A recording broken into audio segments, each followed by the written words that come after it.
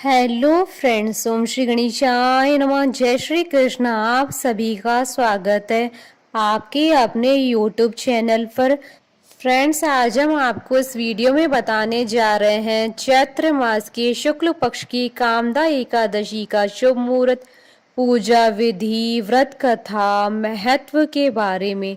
Friends, video शुरू करने से पहले आपसे रिक्वेस्ट है, अगर आप हमारे चैनल पर नए हैं और आपने अभी तक चैनल को सब्सक्राइब नहीं किया है तो प्लीज़ सब्सक्राइब कीजिएगा चैनल को, साथ ही प्रेस कीजिएगा बेल आइकन को, जिससे नए वीडियो से रिलेटेड नोटिफिकेशन आपको तुरंत प्राप्त हो सके।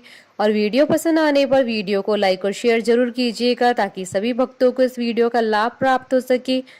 और कमेंट बॉक्स में जय श्री कृष्ण जरूर लिखिएगा। हिंदू संवत्सर की पहली एकादशी और चैत्र मास की शुक्ल पक्ष की एकादशी तिथि को कामदा एकादशी के नाम से जाना जाता है। मान्यता है कि कामदा एकादशी का व्रत करने से सभी कष्टों से मुक्ति मिलती है। कामदा एकादशी के दिन भगवान विष्णु जी की पूजा की जाती है। इस दिन व्रत करने से हर तरह के दुख और कष्टों से मुक्ति मिलती है। मान्यता है कि इस दिन व्रत पूजन करने से अधूरी मनोकामनाएं विष्णु भगवान पूरी करते हैं, इसलिए इसे फलदा एकादशी या कामदा एकादशी भी कहा जाता है। कामदा एकादशी का व्रत करने से ब्रह्म हत्या आदि पापों तथा पिशाच आदि दोषों से मुक्ति मिलती है। कामदा एकादशी की व्रत कथा पढ़ने या सुनने से वाजपेयी यज्ञ का फल मिलता है। इस व्रत को करने से प्रेत योनि से मुक्ति मिलती है। इस एकादशी का उल्लेख विष्णु पुराण में भी किया गया है। इस व्रत को करने से जीवन की सभी समस्याओं का समाधान हो जाता है। साल 2023 में चैत्र मास की शुक्ल पक्ष की एकादशी 1 व 2 अप्रैल शनिवार रविवार के दिन है। 1 अप्रैल 2023 शनिवार के दिन कामदा एकादशी स्मार्त व्रत किया जाएगा, जिसे गृहस्थ लोग करते हैं। और 2 अप्रैल 2023 रविवार के दिन कामदा एकादशी वैष्णव व्रत किया जाएगा। इस बार कामदा एकादशी पर शुभ संयोग बन रहा है। इस बार कामदा एकादशी के दिन रवि योग बन रहा है, जो कि एक बेहद शुभ संयोग है। इस योग में किए गए किसी भी कार्य में सफलता प्राप्त होती है। कामदा एकादशी के दिन व्रत रखने वालों को एकादशी की कथा कहना या सुनना बेहद महत्वपूर्ण माना गया है। पुराणों में इस बात का उल्लेख है कि बिना व्रत कथा कहे या सुने यह व्रत संपूर्ण नहीं माना जाता है। कामदा एकादशी की व्रत की कथा श्री कृष्ण ने धर्मराज युधिष्ठिर को सुनाई थी। श्री कृष्ण से पहले इस कथा को वशिष्ठ मुनि ने राजा दिलीप को सुनाया था। फ्रेंड्स, अब आइए जानते हैं चैत्र मास की कामदा एकादशी की शुभ मुहूर्त के बारे में। हिंदू पंचांग के अनुसार साल 2023 में कामदा एकादशी का व्रत 1 व 2 अप्रैल शनिवार रविवार के दिन है। 1 अप्रैल 2023 शनिवार के दिन कामदा एकादशी स्मार्त व्रत किया जाएगा और 2 अप्रैल 2023 रविवार के दिन कामदा एकादशी वैष्णव व्रत किया जाएगा। चैत्र शुक्ल एकादशी तिथि प्रारंभ होगी 31 मार्च 2023 की रात्रि यानी 1 अप्रैल 2023 को सुबह 1:58 पर और चैत्र शुक्ल एकादशी तिथि का समापन होगा 2 अप्रैल 2023 को सुबह 4:19 पर। कामदा एकादशी स्मार्त व्रत के पारण का समय रहेगा 2 अप्रैल 2023 को दोपहर 1:45 से शाम 4:15 तक। और कामदा एकादशी वैष्णव व्रत के पारण का समय रहेगा 3 अप्रैल 2023 को सुबह 6:14 से सुबह 6:24 तक। और रवि योग रहेगा 1 अप्रैल 2023 को सुबह 6:18 से 2 अप्रैल 2023 को सुबह 4:48 तक। फ्रेंड्स, अब आइए जानते हैं कामदा एकादशी पर भगवान विष्णु की आराधना करने की पूजा विधि।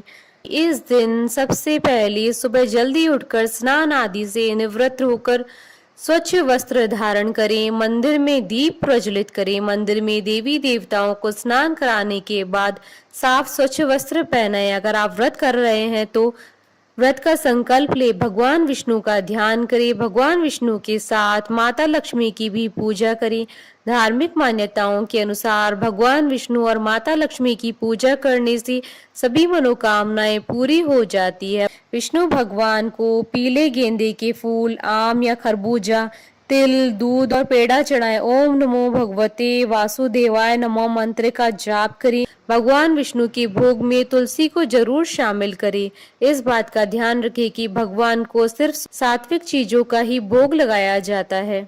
भोग को लगाने के तुरंत बाद ही भोग को पूजा स्थल से नहीं उठाना चाहिए, बल्कि भोग लगाने के थोड़ी देर बाद भगवान को प्रणाम करके उसके बाद भोग को लेकर बांट देना चाहिए।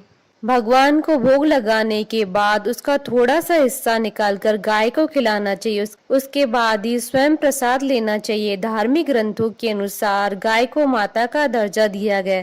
ऐसा कहा गया है कि गाय को भोजन खिलाने से पितृदोषों से मुक्ति मिलती है। इसके बाद एकादशी व्रत की कथा जरूर पढ़े या सुने। द्वादशी के दिन ब्राह्मण व दरिद्र जनों को भोजन जरूर कराना चाहिए। व्रत का पारण शुभ मुहूर्त में ही करना चाहिए। फ्रेंड्स, अब आइए आरंभ करें कामदा एकादशी की व्रत कथा। धर्मराज युधिष्ठिर कहने लगे कि हे भगवान, मैं आपको कोटि कोटि नमस्कार करता हूँ। अब आप कृपा करके चैत्र शुक्ल एकादशी का महात्म कहिए। श्री कृष्ण कहने लगे कि हे धर्मराज, यही प्रश्न एक समय राजा दिलीप ने गुरु वशिष्ठ जी से किया था, और जो समाधान उन्होंने किया वो सब मैं तुमसे कहता हूँ। प्राचीन काल में भोगीपुर नामक एक नगर था। वहां पर अनेक ऐश्वर्यों से युक्त पुंडरीक नाम का एक राजा राज्य करता था। भोगीपुर नगर में अनेक अप्सरा, किन्नर और गंधर्व वास करते थे। उनमें से एक जगह ललिता और ललित नाम के दो स्त्री पुरुष अत्यंत वैभवशाली घर में निवास करते थे। उन दोनों में अत्यंत स्नेह था, यहाँ तक कि अलग अलग हो जाने पर दोनों व्याकुल हो जाते थे।